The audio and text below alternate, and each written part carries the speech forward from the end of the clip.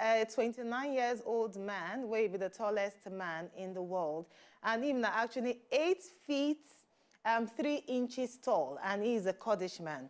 But in Nigeria, we get our own tallest man in Nigeria, and he's 7 feet 4 inches tall. We get him inside the house. He will tell us more concerning this and some of the challenges we're in the face. Join us. Welcome, Hafis Agoro, inside the house. Good to have you. Welcome to the show, Hafis. How are you doing? Fine, thank you. Okay, so looking at your height, you know that now one of the peculiar things where you get, and that's something will stand you out for anywhere where you go, especially if you're walking on the road. But how you don't take manage tell us your story from when they born you. How your parents even take manage your situation as I tell when they born you. Actually, I wasn't one of the tallest in my secondary school. Really? Yeah. I started growing when I left secondary school. At what age? I was about 18, 19. So after about 5 years, when my friends that we left secondary school together start seeing me, say, "What? Hafis, let's you go chop now. Why you going tall like this?" Ah, man, wow, you know, just keep on growing and till I find myself in this situation. So, because if you read further, if you read about him, they will talk that there's a medical condition to him. Yeah. So you go hospital at that stage where you realize, say, you're just growing and growing and growing at the age of 18. You go hospital, what in they talk? Actually, our hospital don't see anything for Nigeria. You know the situation we are in Nigeria. When I went there, my father was so scared. He had to take me to Lutz. Then they didn't say anything. I was taken to Igbobi General Hospital. They didn't say anything until I went to Lasut myself. At the end of the day, they said maybe, probably it's my both father, they're tall. Probably that is where I got the height from. It was not until I got to America that American doctors told me everything about the height. That is, it is called gigantism. And there's a hormone that is responsible for it, that I'm actually over-secreting the hormone, which is gigantism. Tell us some of the changes. Now, we need to go back. At the age of 18, you discover, say, you just, they grow. Yeah. What will be those changes where you see, where you notice, say, come, something is wrong with me? No, actually, I was growing, I was getting sick and growing and shooting up. There was nothing like, just like normal sickness, like malaria, typhoid that time. It was not all that serious. Was your face always like this? Your face, your hands, your feet? No. It wasn't like that. I was normal. I was a normal human being before I became a giant. So now when you don't reach the adulthood, you don't attain this adulthood stage now, tell us some of the challenges we face because, of course, I know say some of your outfit has to be custom made. Yeah. You get some, can you enter any regular bus, Danfo bus? You know if you enter Danfo? I can't enter Danfo bus. That's the most problem I have in Lagos State. Lagos State. So how you take move around your transportation if you want to use public transport? I have to go by Uber. But Uber are small cars. Yeah, they will shift the seat back. All the way to the back? All the way to the back, yeah. Wow. So that's one of the problems I have. And me getting my shoe size, my clothing and everything, they has to be customized or being imported from America. Okay. All right, so now these are the challenges I'm facing. You actually make a statement where just stuck for inside my head. You talk, say, you were a normal human being before you turned to a giant, in your own words. Yes. Now, would you say that even with the state where you're there now, would you say that you are not a normal human being? I'm a normal human being. If you say a normal human being is like 5'10", 5'11", that's the way.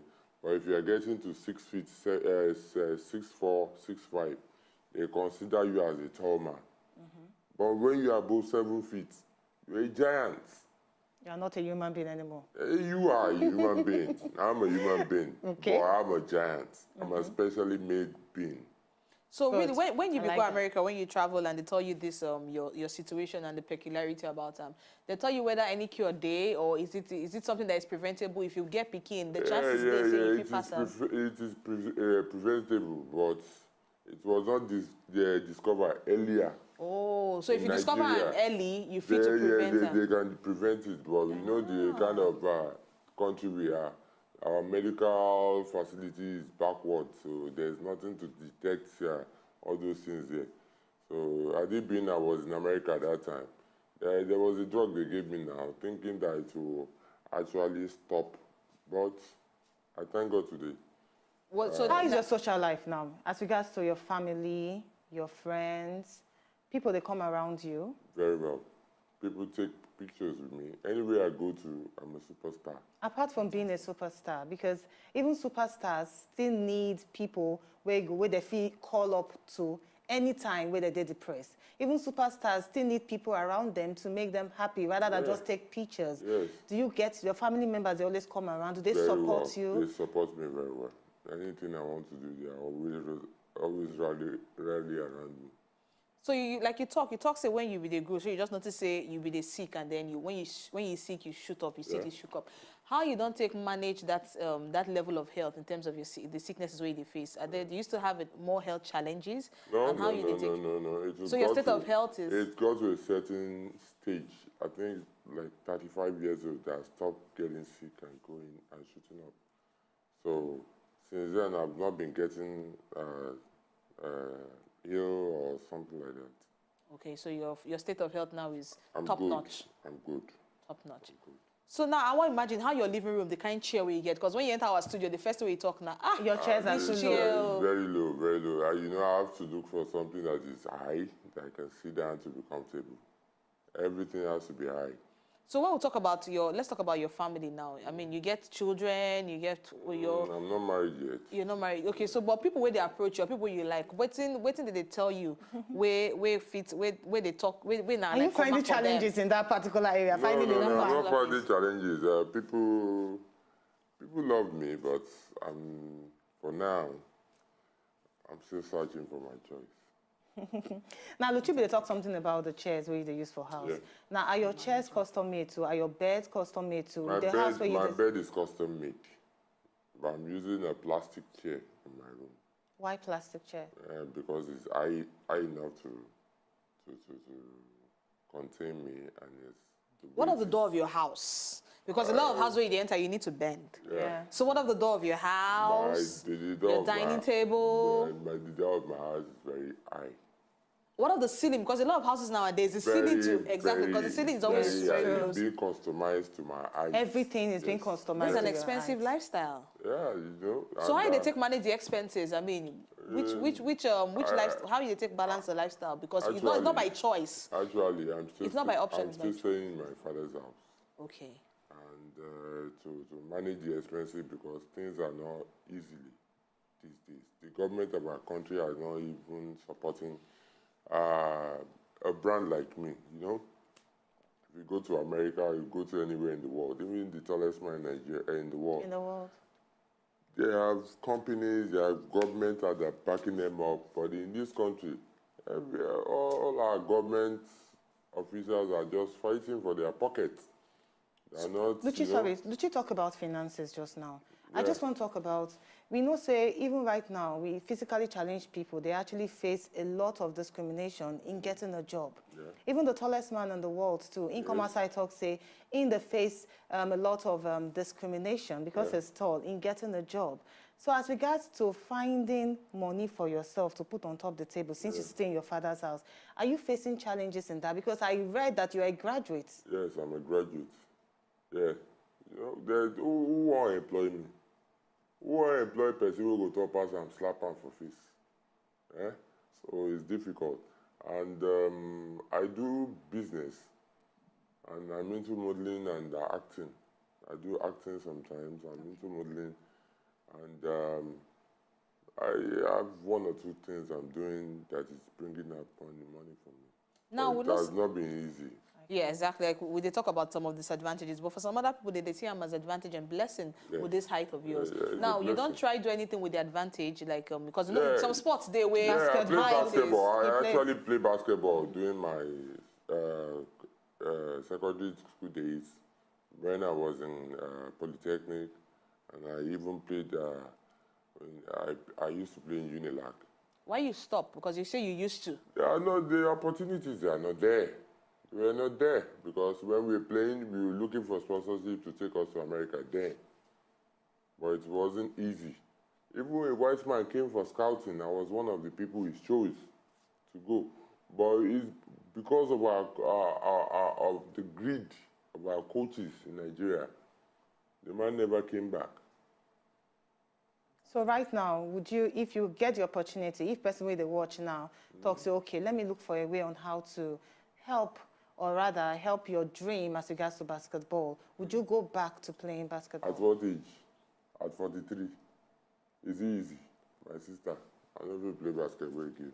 So what can you do at this point in time if somebody comes outside and say, I want to assist you, but if which they want to particular assist thing? me, we have a lot of projects we are going to we want to do now. Like we want to do Agoro and Friends. Okay. Agoro, the tallest man in Nigeria, with some musicians and comedians. We want to tour all polytechnics and universities all over Nigeria. It's a thing we need sponsorship for.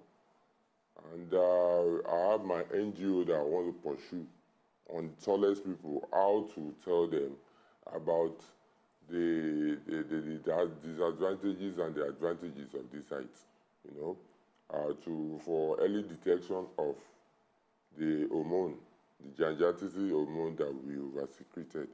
So whether they will get tested and get what's it called, solution for it. Do we have those tests because you in said Nigeria? We don't have it here. Here at all in Nigeria. But we can negotiate with foreign hospitals that can do it for us at a lesser cost. All right. Okay. You be tell us when Luchibi asked you some of the challenges where they face. Yeah. And it's also one of the major challenges they face now because say to enter bus they had you. So you know they even enter bus at all. At all, I know they enter cab bus. services they use. Uber taxi. Apart from that, Agoro, tell us which other challenge you they face? The challenge we have been faced now, you know, say business itself no easy for Nigeria. To gather money, do business, to get jobs for us to do, for movie, this thing, or modeling, no easy. That's why I want to try introduce my NGO so that I go to see something, they push myself small. All right, now speaking of, okay. Before we even go into your NGOs and other projects where you get on ground, now I try to ask you, because I imagine if I see you for mall or any of these public places, take for example, if you walk go market, how people they take perceive you, how people they take view you. People they see me like Kingo. They know they run from you. They know they run from you. They always take pictures, they always take videos, you know. People they like see me for markets. You understand? But that one, okay, when they see you and they see you as a celebrity, that one not gonna make them. At least they're supposed to give you something for free or reduce the price of what you want buy. Oh yeah, they go say government they give you money. Yeah, government don't give her money now. Government picking, they go say add that money, add that twice. They don't say government no they give person money. Government no they even see talents for this country. Talent are they useless talents for our country. And I actually appreciate the fact where you come outside talk, say your parents, they support you and they not run away. I remember one time where I interviewed one of these little people and she come outside talk, say, because say they can't discover saying a little person should be, and mama just throw away her come out. Oh, wow. You not even take care of her, just throw away her come out. But very good, say, your parents. My mother is my backbone. All right. Yes. Now you be the only picking after all of them way tall like this. Siblings, where reach this, where get this giantism from? No. My senior brother and I like 6'3". That's the closest. They follow me. I'm the last born of the family. You are the last born of the family, yes. And you are the tallest. I'm the tallest. Yes. Nice one. So if person they watch you now and they want actually sponsor either your NGO or the tour where you want to do, what do you go tell the person where they watch you now? I beg you, make it come to my aid. It's no easy for me. Government know they see me. I know they get job. I beg if you want to sponsor me, may you contact my manager or may you contact me directly through my Facebook page. Hafis Agoro or my Instagram account, hashtag tallest man in Nigeria, or my phone number 080-59-30-2706.